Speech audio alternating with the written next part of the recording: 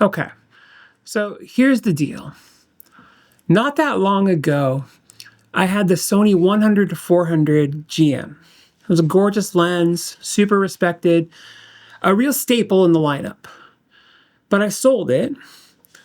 Why? Honestly, it just felt too slow for me. I couldn't reliably shoot night games with it, and in my head I kept thinking, if a lens can't handle low light, then what's the point?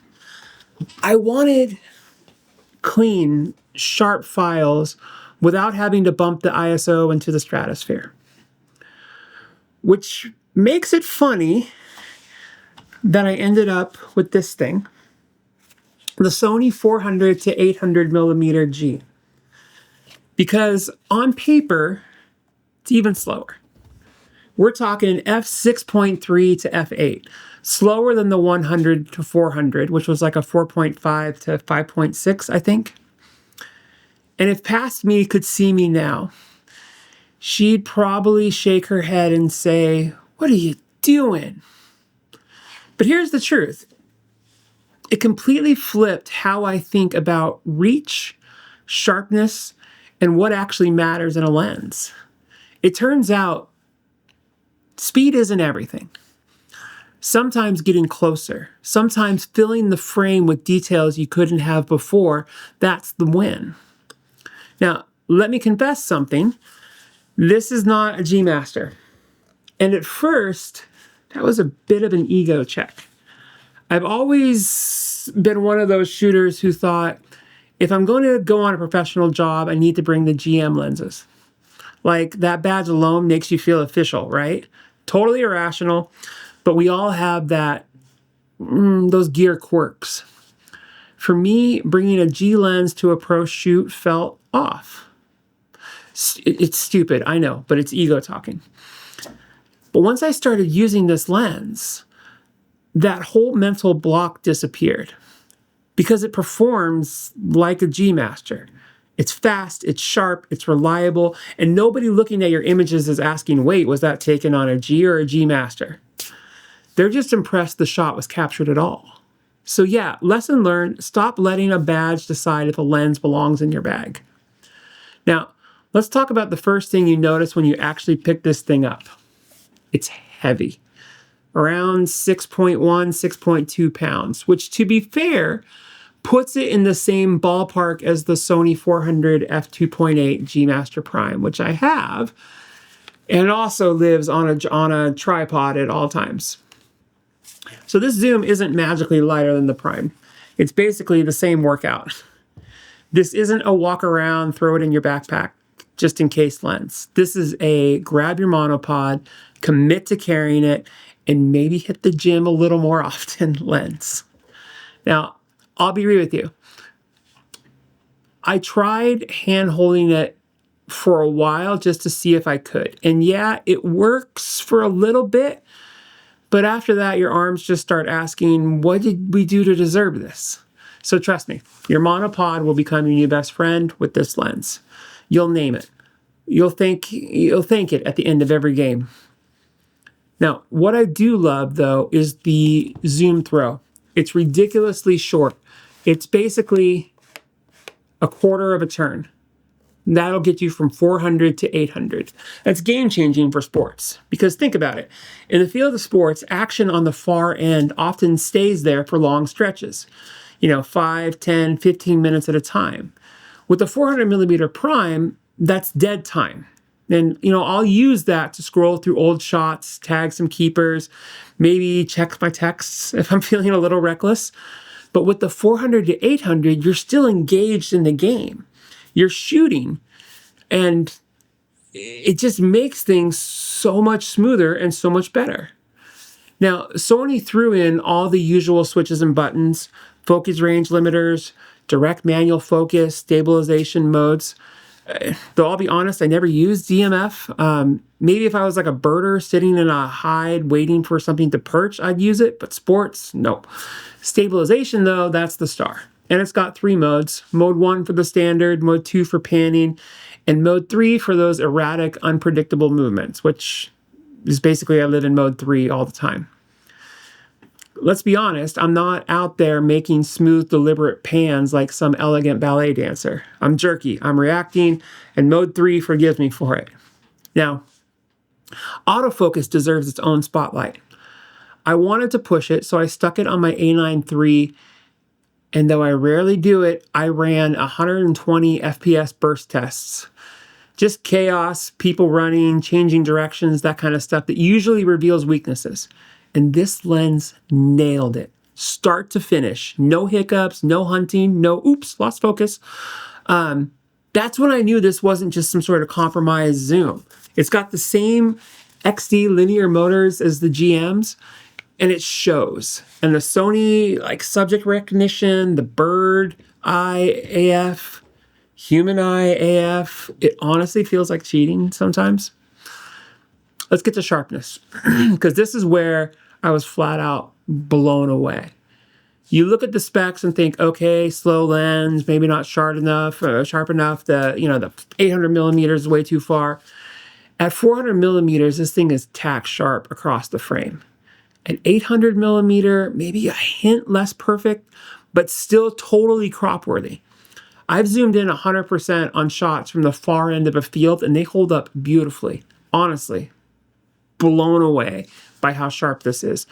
I think it's actually sharper than my... I'm going to say something controversial. In many cases, it rivals the 400 f2.8 G Master. And I think it surpasses it. I know that sounds like heresy, but hear me out. That 400 millimeter prime was designed 7 or 8 years ago. Well, still an amazing lens. But this 400 to 800 is brand new, built with Sony's latest coatings, latest glass tech, latest everything. So yeah, it keeps up. Bokeh is surprisingly smooth for a lens that lives at f6.3 to f.8. The subject separation, as long as you're composing it right, is fantastic. Colors pop, chromatic aberration is practically non-existent, and flare control is solid as long as you're sensible about the lens hood. And the images, Sony has a reputation for this, but they don't look clinical. They've got character. There's a warmth to them. They're so sharp and beautiful. Now, of course, at 800 millimeter, every little twitch looks like an earthquake. That's where the stabilization comes in. And I've managed handheld shots at around 1/200th of a second and still pulled sharp results. That shouldn't be possible at 800 millimeter. For video, it doesn't turn you into a human gimbal, but it calms the shake enough to make footage watchable instead of laughable. Now, let's address the elephant in the room. Low light. Yeah, this is where this lens shows its limits. f3.8 to f6.3 to f8 just isn't built for night games. For me, that makes it a daylight lens, plain and simple. But to be fair, I tested it at a rugby match. It was at the Real Salt Lake Stadium. And while I didn't love it once the lights fully took over, another shooter at the same match used it all night and loved it. He was pulling shots in at ISO 6400, perfectly composed, and walked away impressed. Now, technically he's right. Modern sensors handle ISO 6400 pretty well. And AI cleanup tools can polish them even more. But for me, I don't like relying on noise reduction after the fact, and I'm not really a fan of the AI tools. I think they make things look fake. I want clean files in camera. That's my standard. So I'll stick to calling this a daylight lens, but under good stadium lights, if you're okay with ISO 6400, it can work. If you need it to, it can be. It needs to be a well-lit field, and it's fine. So where does this lens fit in Sony's lineup? Now, the 200 to 600 millimeter G has been a solid workhorse for years, but let's be real, it's overdue for a refresh. Compared directly to the 400 to 800, it feels dated, slower, softer, less refined. The 200 to 600 needs the new coatings, the faster motors, the better optics, basically the 2025 update it deserves. The 400 millimeter and 600 millimeter GM primes are still the kings of speed and shallow depth of field. If you need that creamy f2.8 look or you shoot in poor light, they're still unmatched. But the 400-800 brings something different, flexibility. It's the lens that lets you cover moments the primes just can't without swapping gear or missing action. But here's my honest take. The Sony 400-800mm G is niche, but it's a required niche. It's not your everyday zoom. It's not your 70-200 cover anything kind of lens, but it's the right tool for the job. It's heavy, it's slow, but it's sharp. It's reliable and changes how you approach a game. Keeps you engaged from start to finish. And now, Sony, while I have your attention, 2 requests. Please refresh the 200-600. It's overdue. And for the love of all things that are holy, give us a 100-300mm 2.8 G Master. Canon has one, and it fills such an important gap. That lens would round out the lineup perfectly. Sitting right between, that classic 70-200, the long telephotos, or this 400-800. It would be an unstoppable system. For now, though, this lens proves something simple. Sometimes reach matters more than speed, and sometimes versatility is more valuable than aperture.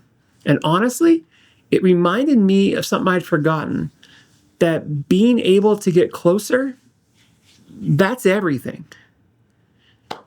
I'm Corinne Joy-Vota, sports photographer. Thank you so much for sticking here to the end. I really appreciate it. This lens has blown me away. It has surprised me. I highly recommend it. It really has surprised me. I love it. It's going to be in my well, it's not going to be in my bag unless I need it, but it's going to be in my closet for a very long time. And it's going to go out with me on shoots that I would never have thought to bring it before, because it really does give me something other photographers can't get. We'll see you on the pitch.